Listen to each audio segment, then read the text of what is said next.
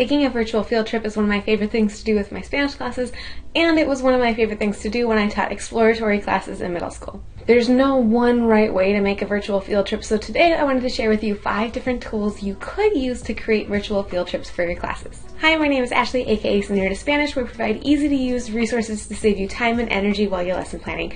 If you're new here, I just want to make sure you know that everything that I mentioned in this video will be down in the description box below. So just a quick note before we get into the tools, I want to make sure that you know that I do have a favorite out of the options that I'm going to mention, and I'll tell you which one it is at the end of the video. So the first tool we're going to talk about is Google Slides. And if you've never seen Google Slides used to make a virtual field trip before, it's pretty simple. You insert images, add videos, text, any activities you want them to do along the way, and you'll link all the slides together as you need to. The next option for a tool you could use to create virtual field trips is PowerPoint.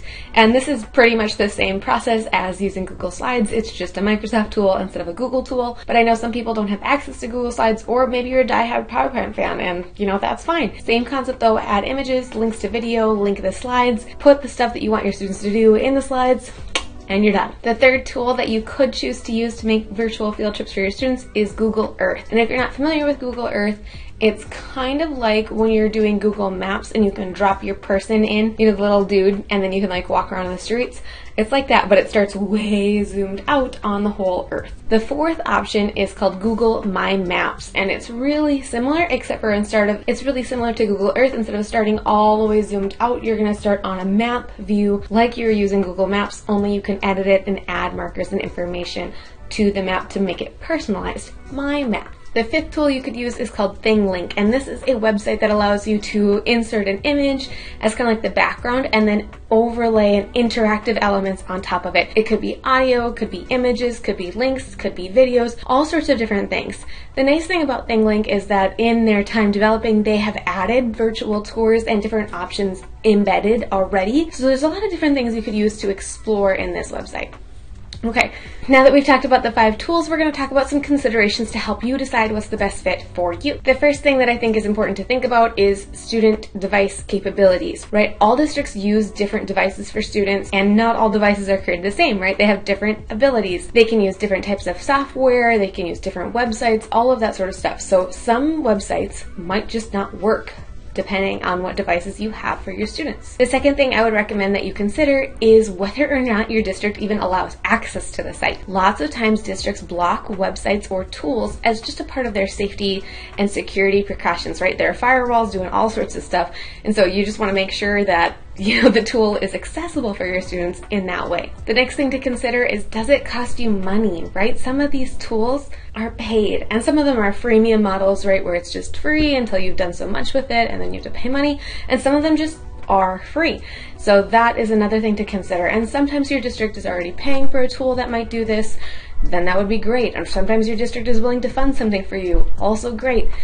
If not, money is always a consideration, right? The last thing that I would recommend that you consider is your own threshold for new stuff, right? Sometimes we see the latest and greatest, newest shiny tool and it's like, ooh, I want to try that. But you already have a lot going on, right?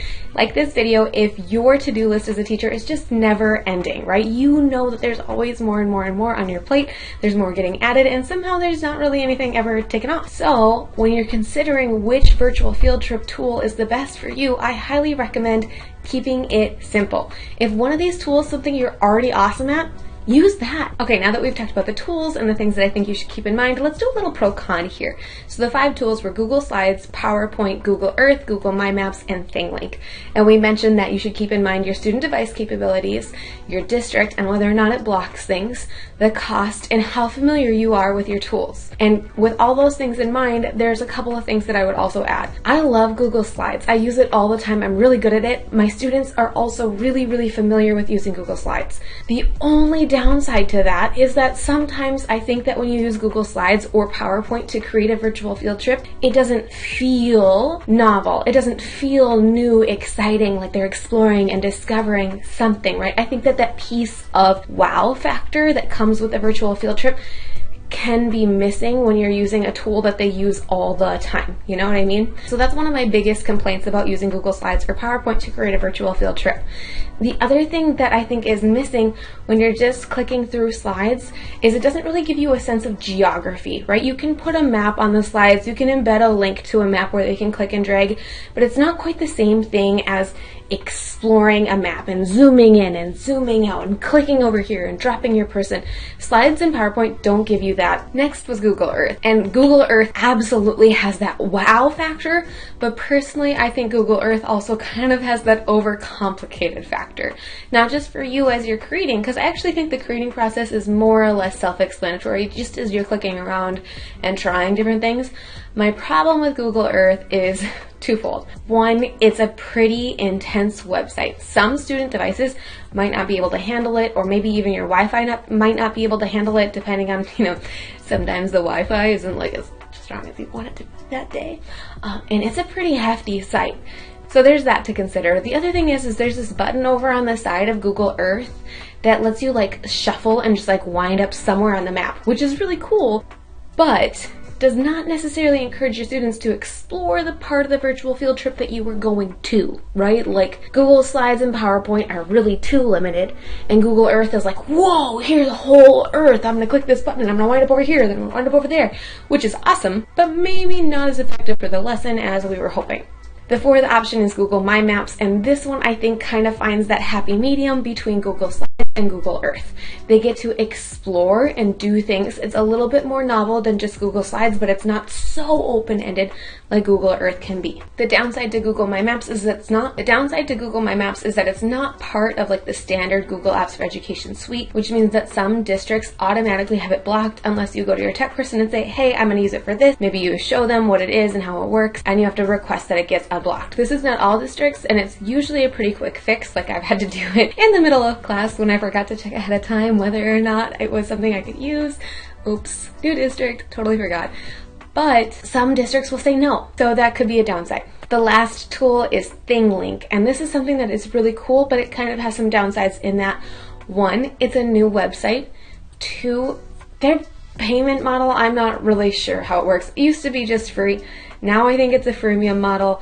It says I could try it, and I could just try it. I clicked around and played on it right before I made this video because I was just wanting to update you on what they've been doing, and I couldn't really tell. So I was able to make some and click around and create new things. I don't know if they were gonna charge me for it when I was finished and trying to click share. I don't really know where that landed. They do have some really cool 360-degree video things that I think would be an awesome up level without being too complicated for a map. So that is something to explore. So when it comes to those 5 tools, my personal favorite is Google My Maps. It's free, it's easy to use, it's a slight upgrade from Google Slides. It's not something we do all the time, but it's not so complicated and shiny and new that it's really easy to get lost and distracted like it is in Google Earth. Also, Google Earth just kind of processes, so it can be a little bit slow. That's not something that I want students to experience while they're doing a lesson, because that can be frustrating rather than focusing on the language and the information that we're actually trying to get. It's tech frustration, right? That's not something I want to have experiencing in the middle of class. Just like everything else that I mentioned, it's going to be linked down in the description box below, so you can make sure you check that out and don't miss out on even more info about using virtual field trips with your Spanish classes. If you want to hear even more about virtual field trips, make sure you check out this video with everything that you need to know, including how to create your own virtual field trip, how to fit it into your unit plan, how do you design a lesson plan, and more. I'll make sure to link that for you in the description box below this video so you can check it out. Alright, I'll see you in the next one.